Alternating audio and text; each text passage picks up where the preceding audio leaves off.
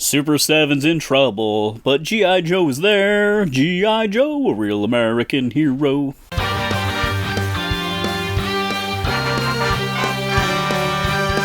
Welcome to Pegwarmers. I'm Kevin, and I'm here to talk about toys. Today, we're talking about the newest wave of G.I. Joe Ultimates from Super 7, as well as some toy news.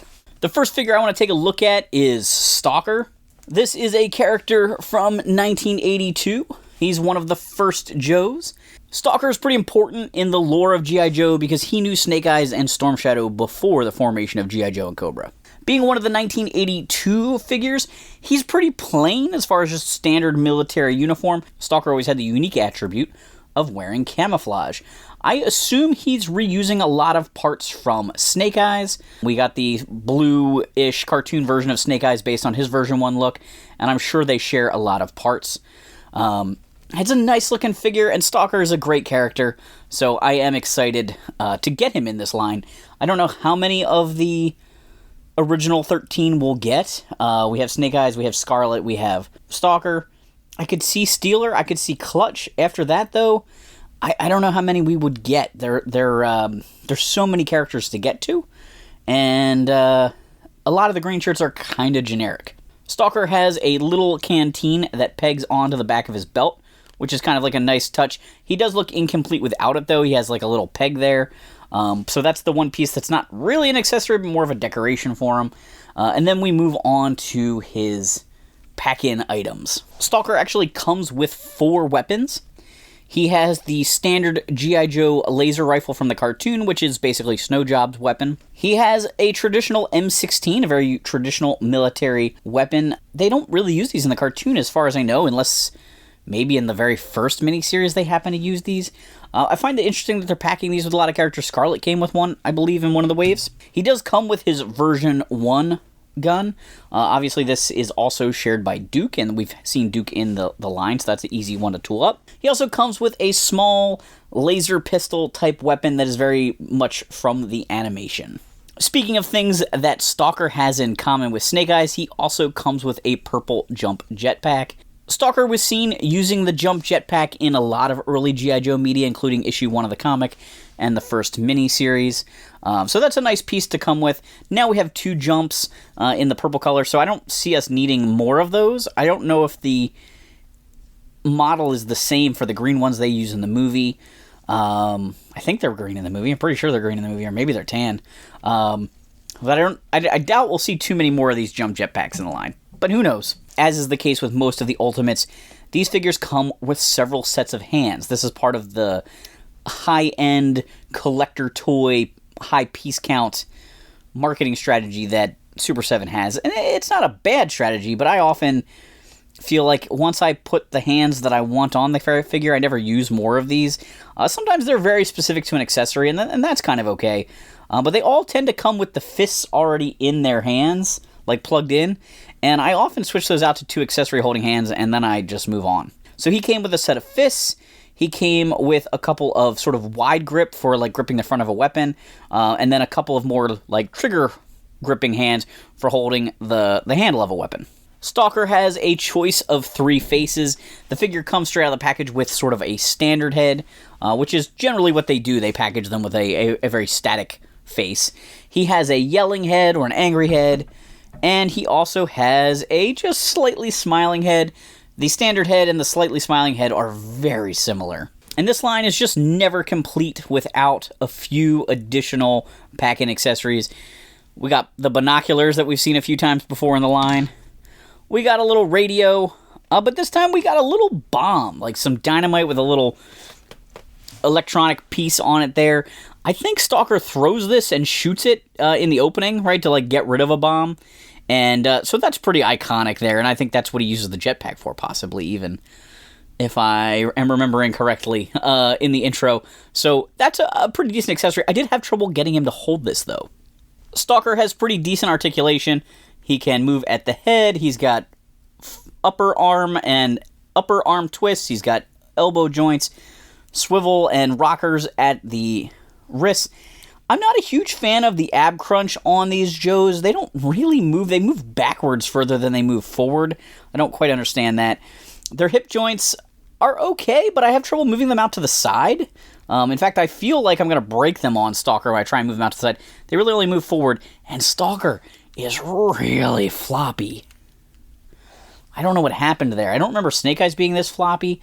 Did the mold tolerances not get tightened up there, or is there some new component here that wasn't used for Snake Eyes that's causing that problem? He's got knee joints and articulation at the boot cut, as well as some hinge and rockers in the ankle. So you can get decent posing. It's not insane, but it's kind of what you expect with a collector line. But there's something about their hips that's a little off, and something about that ab crunch that's a little bit off to me. Overall, I like Stalker. I'm glad to have him in my collection. He is definitely a character from this wave that I was, pretty excited for.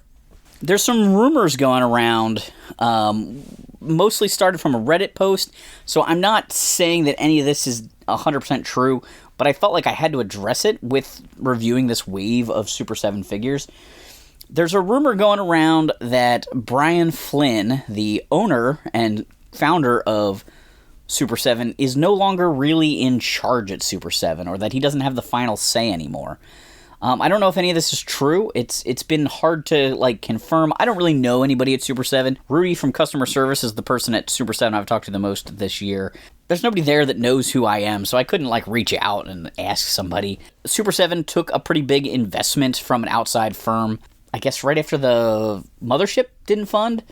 And so the rumor has it that they're not happy, and so they've stepped in, and Brian is now, still part of the company and everything, but he doesn't have final say over all of the issues, and the poster on Reddit seemed to indicate that people working at Super 7, take that for what it's worth, are excited because this is going to fix the QC issues and stuff. Maybe?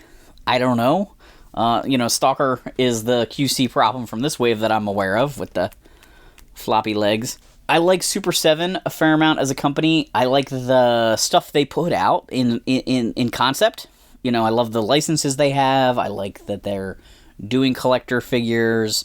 But the execution isn't always perfect. And I don't think there's any toy company where their execution's perfect.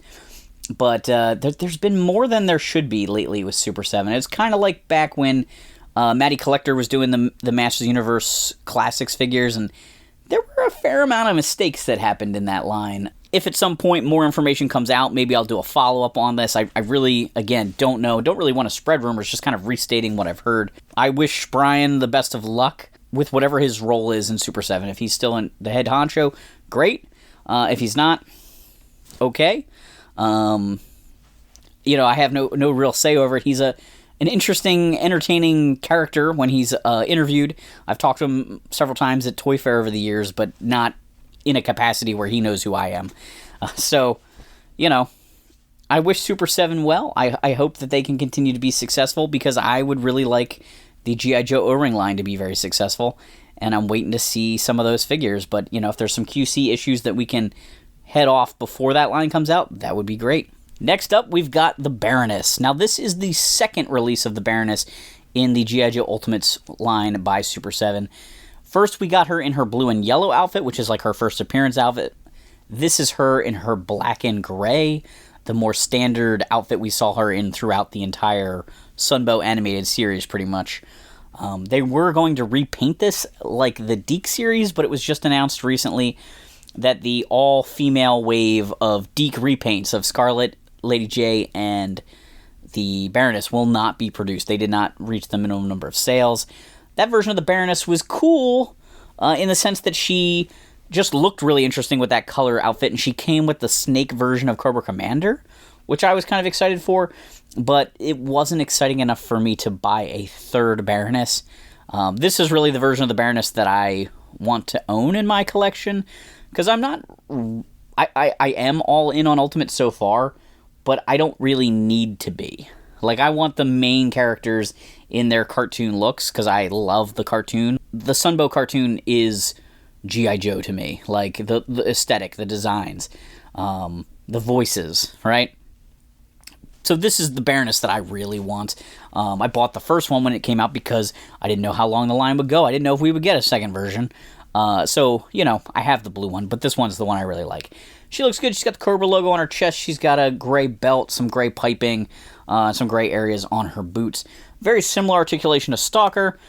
She does have the molded long hair, so that does interfere with her neck a little bit, articulation. She also has, like, translucent glasses on that look really good.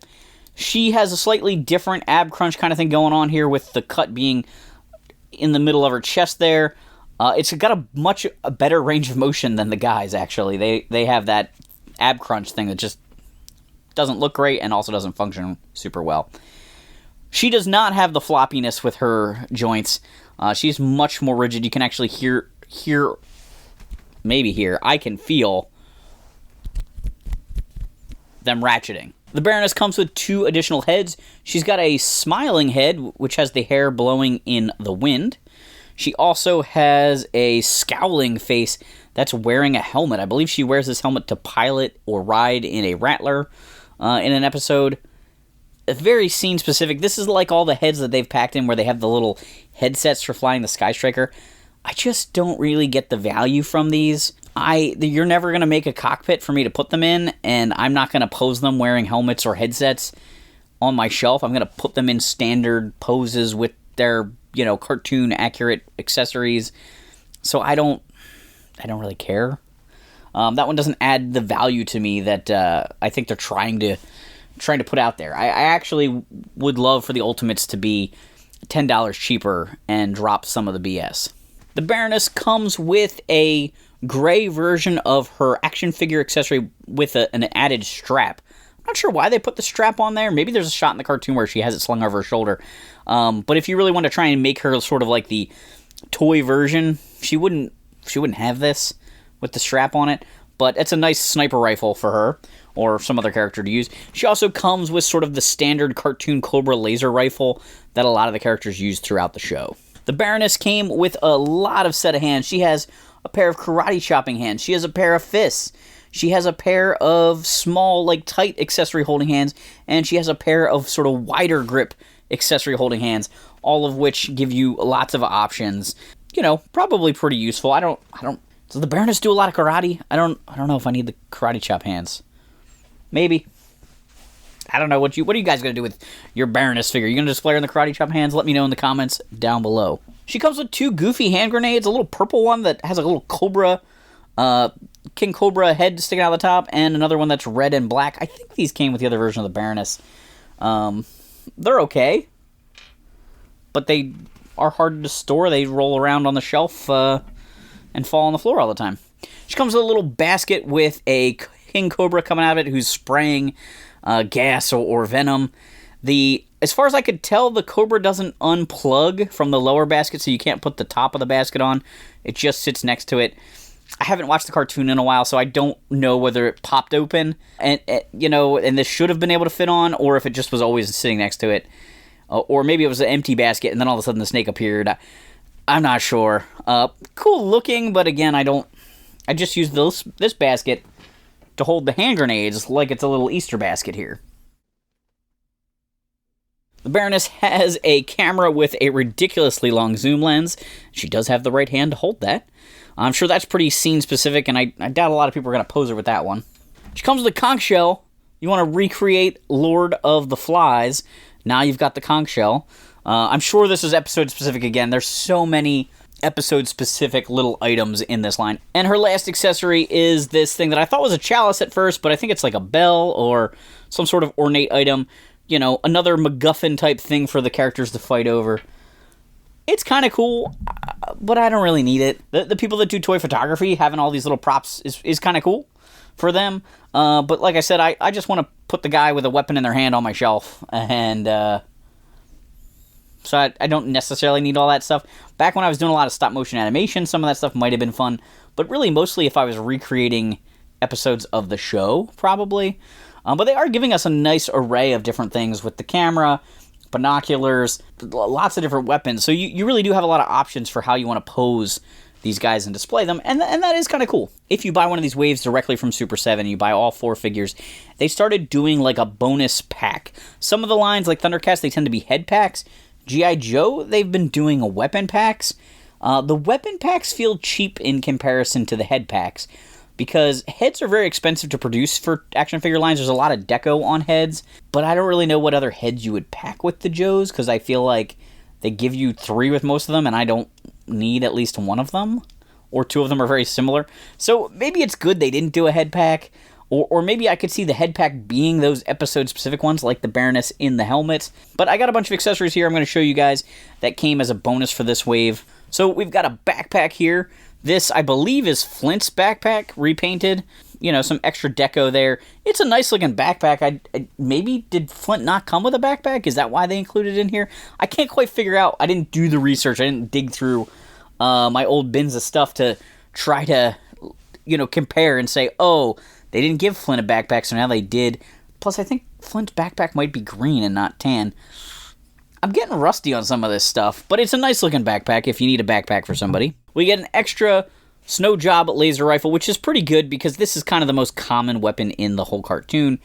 I'm sure there's somebody that's not going to come with one that I would wish would come with one. We've got a nice repaint, sort of realistic colors of Flint's shotgun.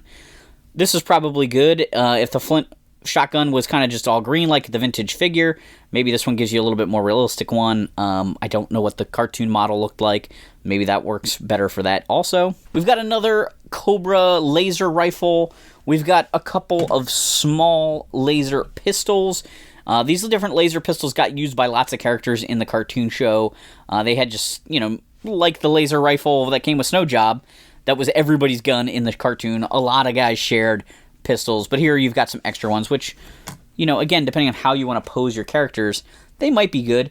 I like giving guys weapons in displays, but sometimes longer weapons kind of interfere and get in the way of other characters, so sometimes it's handy to have shorter weapons. We've got a tan military flashlight. I don't know what you're going to do with that. It doesn't have a peg to clip it on anybody's belt. You could have somebody hold it, but it's not that interesting. Tan binoculars. I know we've gotten a couple of green sets of binoculars, so that's, you know, exciting. And a green walkie-talkie. I know I'm making a little bit of fun about this, but, like, this is how they're getting us to buy all 4 and how they're getting us to buy them from them, right? You could go buy figures from Big Bad Toy Store or any of the other providers, Entertainment Earth or whoever, or wait for them to go on clearance. But if you put your money up front, you get some extra accessories. Next up, we're going to talk about Gung-Ho, the original Marine from the G.I. Joe line. Gung-Ho is an awesome character, and they really did a great job characterizing him in the cartoon. Made him super popular with kids, I feel like. He's got that Marine Corps tattoo on his chest. I think they tried to get around the copyright a little bit here. It's definitely not the official Marine Corps logo, but I don't know how close it is to the animation model. It's been a while since I've checked to see if it was accurate or not. But he's got his baby blue vest on, he's got his green head cover, and he's got the green and blue camo pants. He's got unique boots that are very Gung-Ho, based on his vintage action figure and the way he looked in the cartoon. So overall, I think he's good. He's got the same kind of articulation as everybody else. He does not have the wobbly legs, so that's a good thing. I like this figure a fair amount. For weapons, Gung-Ho comes with the M16. I did get a lot of bent weapons with this wave. It's been a problem with this line. I could probably put them under warm water and reposition them. Again, I don't really know why he comes with the M16. To me, he should have the Snow Job rifle, the stereotypical cartoon weapon. They decided to give him an M16 and then put the Snow Job gun in the weapon pack. I probably would have done it the other way around. If people are really looking for M16s, because that's how they want to, you know, dress up their Joes, then they could, you know, get the weapons pack. But to me, Gung-Ho needs the Snow Job gun. He does also come with a grenade launcher. This is based on his version 1 accessory, so that's a nice pack, and they tend to give you their vintage figure looks as well as a cartoon weapon in this line, which is pretty good. Speaking of that original look, he does come with a backpack. The coloring on this is a little odd. It doesn't really match his outfit. I felt like the vintage backpack fit the vintage character better. So I don't know if they did this on purpose to kind of show the toy color versus the cartoon. It's, again, like all the backpacks in this line, it's kind of interesting and kind of fun. I do like that they have straps, and they're not too hard to put on. I feel like Wave 1, they were a little bit tighter. Maybe they've given them just a little, you know, extra centimeter of strap. But you can slide it on the guy's backpack, and it's got painted buckles and the little E-tool and everything. It looks good. Gung-Ho comes with several sets of hands, like the other figures. He's got fists, he's got hands that can hold like a trigger or the handle of a weapon, as well as wider grips for holding the front of a gun or special items. A unique thing here is he comes with a set of gloved hands, I guess for handling something special. He comes with a crystal. One of the hands does grip this. I think this is from the original mini-series, right? They're collecting the different items for the Weather Dominator. In addition to his standard head, he's got a head with a sort of sheepish smile, as well as a yelling head that has a headband. My favorite accessory for Gung-Ho, though, is a little toy Wolverine. That is CoverGirl's tank with the missile launchers. There's a great scene near the end of the Mass Device miniseries where the Joes are trying to trick Cobra by showing off their forces, but they're really using miniatures, and Gung-Ho's kind of playing with them in the background, pushing them around, and Stalker yells at him. So that's a fun little touch for Gung-Ho. We've checked out 3 of the 4 figures from this wave so far, but I want to pause and talk about another piece of G.I. Joe community news. On Monday, Hooded Cobra Commander 788 posted his final video to his YouTube channel. Brian is retiring from the G.I. Joe review project. He had set out to try to review everything in the vintage 1982 to 1994 toy line, but somewhere along the way, he kind of lost spirit. He reviewed a lot of toys over the past 10 years and made some really great content. I'm really happy for my friend. If it wasn't bringing him joy anymore, then he needed to stop doing it. But I am sad that I won't get to see any more of his reviews. I've been missing his live streams the past several months. I did actually know this was coming. I thought maybe he would keep going a little bit, like we'd cut back and go through Cobra Convergence before putting down the camera and retiring officially. But it seemed like once he took his break that it was over. So I'm happy for him, and I hope the next phase of his life is a positive thing, that he's going to be clearing out a lot of his collection, and that's going to free up a lot of space where he lives. And I get it. There's been other people before. Jason Duvall from New Toy Order. I remember him doing a video with Pixel Dan about his collection when he sold it off. And, it was like a weight off his shoulders to not have the collection anymore. He wasn't enjoying it. It was too unwieldy. And, I think that's part of what's going on with Hoodie. But check out his video. You can hear all his thoughts on the G.I. Joe community and his channel and life. Like I said, I wish him the best. I saved my favorite for last. We've got Zartan in his cartoon outfit here. Zartan, the Master of Disguise, was always a cool character in the cartoon and a figure I never had as a kid, but always really wanted. He was definitely like an adult collector. I was probably in college when I got a Zartan finally.